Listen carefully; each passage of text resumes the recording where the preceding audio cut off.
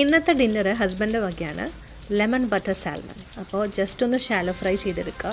2 minute വെച്ചും each side salmon, ഉള്ളി, pepper and salt, veggies steam ചെയ്തെടുക്കുക. പിന്നെ സെയിം പാനിലേക്ക് ബട്ടർ ഒഴിച്ചതിന് ശേഷം അത് മെൽറ്റായി കഴിഞ്ഞ് വളരെ ചെറുതായിട്ട് ചോപ്പ് ചെയ്ത് നമ്മളുടെ ഈ ഗാർലിക് പീസസ് ഇടാം. അപ്പോൾ ആ നേരം കൊണ്ട് ഞാൻ 2-3 ചെറിയൊക്കെ ഇങ്ങനെ അകത്താക്കിയിട്ടോ. നമുക്കിത് പ്രത്യേകിച്ച് പണിയൊന്നുമില്ല.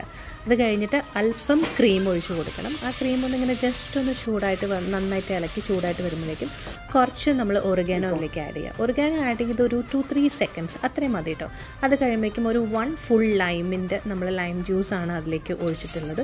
അത് കഴിഞ്ഞ് കുറച്ചും കൂടെ ക്രീം ആഡ് ചെയ്ത് കൊടുക്കുക. പിന്നെ നമ്മൾ അധികം ടൈം വെയിറ്റ് ചെയ്തത് ഷാലോ ഫ്രൈ ചെയ്തിട്ടുള്ള ആ സാൽമൺ ജസ്റ്റ് നമ്മൾ ആ ഒരു സോസിലേക്ക് വെച്ച് കൊടുക്കുക. 2 സൈഡും 2 മിനിറ്റ്സ് വെച്ചിട്ട് നമ്മളൊന്ന് ജസ്റ്റ് ഒന്നും കൂടെ ഫ്രൈ ചെയ്തെടുക്കണം.